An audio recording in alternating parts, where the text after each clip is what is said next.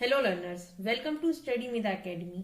आज हम बात करेंगे exercise 3.1 question number third and fourth के सॉल्यूशन के बारे में। So let's get start. Question number third says a wheel make 360 revolution in 1 minute. एक व्हील है, ये कोई व्हील है जो कि क्या कर रहा है, यहाँ पर ये लिखा हुआ है अ wheel make 360 revolution in 1 minute. मतलब 1 मिनट में 360 रिवॉल्यूशंस लेता है एक व्हील। कितने मिनट में? 1 मिनट में। मतलब कि जैसे कि कोई व्हील है, इसने यहां से स्टार्ट किया इनिशियली और पूरा चक्कर उसने लगाया कितने का? 360। 360 रिवॉल्यूशंस मतलब 360 स्टेप्स लेता है। ठीक, तो ये हो गया 1 मिनट का। उसके बाद में लिखा हुआ है through many radian does it turn in 1 second. मतलब 1 सेकेंड में कितने रेडियंस वो टर्न करेगा। अब हमें ये फाइंड आउट करना है 1 सेकेंड में कितने रेडियन टर्न करेगा। ओके, तो मैंने आपको बताया था लर्नर्स, सर्कल का क्राइटेरिया 360 डिग्री का एंगल बनता है जब सर्कल पूरा कंप्लीट रिवॉल्यूशन ले लेता है। तो अपार्ट फ्रॉम दिस, पहले तो हम इस बारे में बात करते हैं कि यहाँ लिखा हुआ है 360 रिवॉल्यूशन 1 मिनट में लेता है। तो सबसे पहले लिखेंगे 1 मिनट में कितने रिवॉल्यूशन ले रहा है? 360।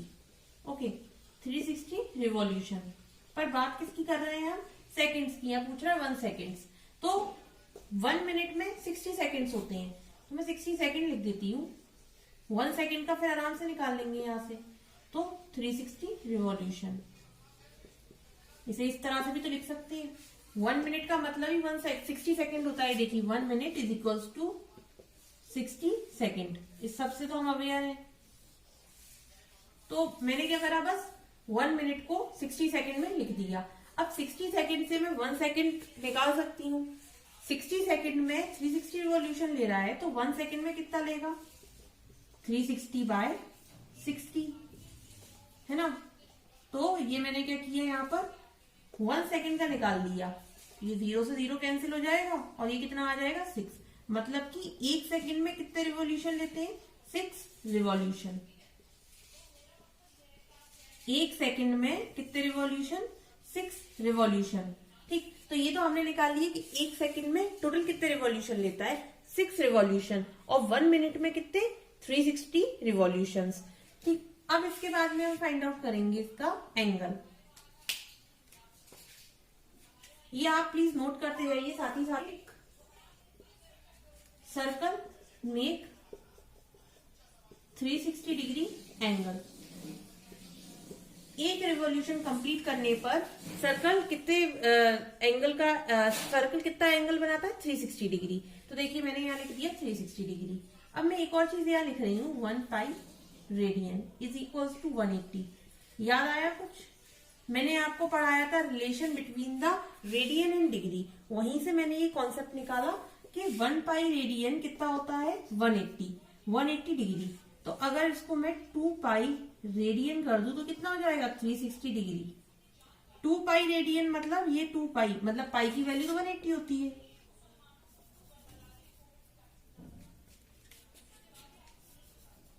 सो 2 पाई रेडियन कितना हो जाएगा यहाँ? 360। अगर 1 पाई रेडियन 180 है तो 2 पाई रेडियन कितना हो जाएगा? 360 डिग्री। देखिए हमारे पास 360 डिग्री आ गया। अब हम क्या करेंगे, यहाँ पर बनता है मतलब 360 मतलब 2 पाई। ठीक, मतलब एक रिवॉल्यूशन में 360 डिग्री एंगल बनता है, दैट मीन्स 2 पाई। अगर 6 रिवॉल्यूशन हो, अगर 6 रिवॉल्यूशन हो तो क्या होगा? 2 पाई मल्टीप्लाई बाय 6, यही होगा। ये तो कंप्लीट रिवॉल्यूशन के लिए 2 पाई बनता है। अगर वहां 6 रिवॉल्यूशन लेता है तो 2 पाई मल्टीप्लाई बाय 6, तो 6 into 2 that means 12 pi radian. ये आ गया आपका आंसर। तो ये था learner all about the question number third. Question number third में कुछ भी नहीं था, सिंपल आपको बस 1 सेकेंड का निकालना था कि 1 सेकेंड में कितने रिवॉल्यूशन होते हैं। तो देखिए ये क्वेश्चन तो कंप्लीट हो गया। Now moving toward the next one.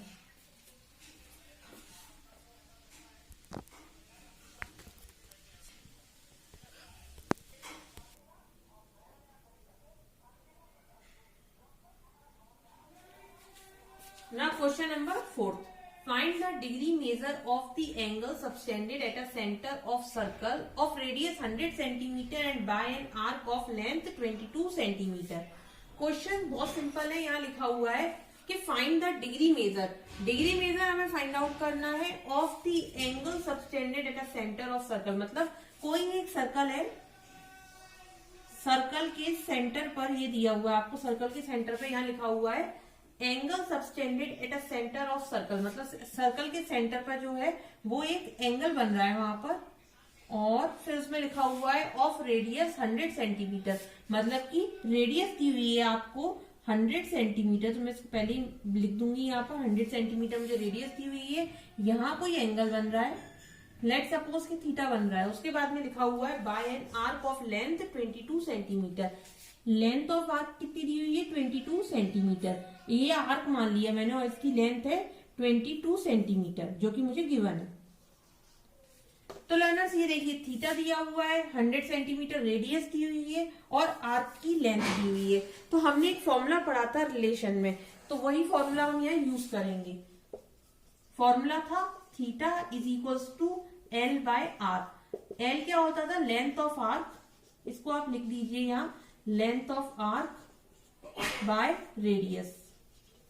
तो length of arc upon radius जो हमें गिवन है वो हम सब यहां लिख देंगे। तो थीटा हमें गिवन है नहीं, लेंथ ऑफ आर्क दी हुई है कितनी 22 सेंटीमीटर बाय ये कितना दिया हुआ है 100।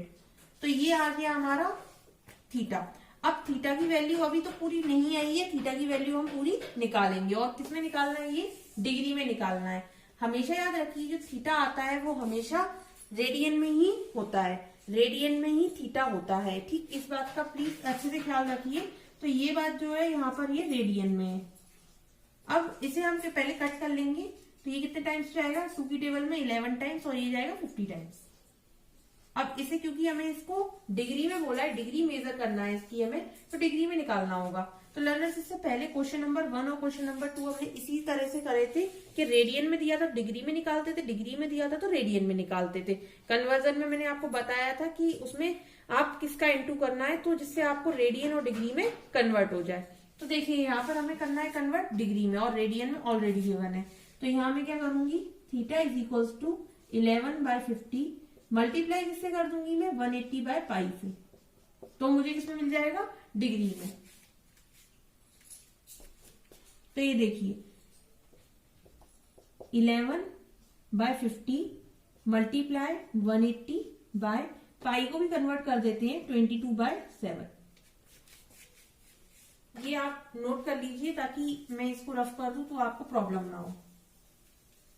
साथ ही साथ में नोट करते जाइए इसे। अब ये देखिए यहाँ पर कितना आ रहा है 11/50 मल्टीप्लाई ये 7 ऊपर जाएगा तो यहाँ कितना हो जाएगा 180 मल्टीप्लाई 7 अपॉन यहाँ कितना रह जाएगा 22। तो ये पूरा का पूरा कैंसिल आउट करने के बाद और मल्टीप्लाई करने के बाद में हमारे पास जो बचेगा वो मैं फाइनल रिजल्ट लिख रही हूँ यहाँ 63/5 और ये आ गया डिग्री में। पर इसका क्या करना पड़ेगा, अभी हमें डिवाइड करना होगा। मैंने आपको बताया था फर्स्ट और सेकंड क्वेश्चन में क्या करना होता है हमें डिवाइड, और पूरा किस फॉर्मेट में लेके आना होता है इसे डिग्री फिर मिनट फिर सेकेंड्स। ठीक, तो अब इसे हम सबसे पहले करेंगे डिवाइड। तो मैं इसको डिवाइड करके बताती हूँ आपको।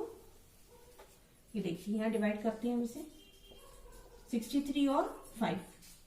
ये कितने टाइम्स जाएगा 1 टाइम्स 1 और 3। ये कितने टाइम्स जाएगा 5 2 जा 10 और यहाँ आ जाएगा 3। तो ये हमारा डिवीजन हो गया। मतलब कि हमें क्वोशिएंट से मतलब है। तो क्वोशिएंट कितना आ गया 12 डिग्री, ये डिग्री में आएगा। फिर मैंने आपको बताया था क्या रिमाइंडर और डिवाइजर यहाँ लिखते हैं। तो रिमाइंडर और डिवाइजर यहाँ लिख दिया, ये भी डिग्री में है। अब ये डिग्री में है तो इसे हम क्या करते हैं मिनट में कन्वर्ट करते हैं। अभी भी क्वेश्चंस में बताया था मैंने आपको कि जो डिग्री में रहता है उसे हमें किस में कन्वर्ट करना होता है मिनट में। तो इसे मैं मिनट में कन्वर्ट कर दूंगी 12 डिग्री तो एज इट इज रहेगा। फिर इसके बाद में ये जो है 3/5 इसमें बस 60 का मल्टीप्लाई करना होगा, आपका ये मिनट्स में कन्वर्ट हो जाएगा। ये कितना हो जाएगा 5 1 जा 5 और 1 यहाँ 2 12 और ये कितना हो जाएगा 36 मिनट। ये आ गया आपका फाइनल रिजल्ट 12 डिग्री 36 मिनट। तो ये था learners all about question number 3rd and 4th।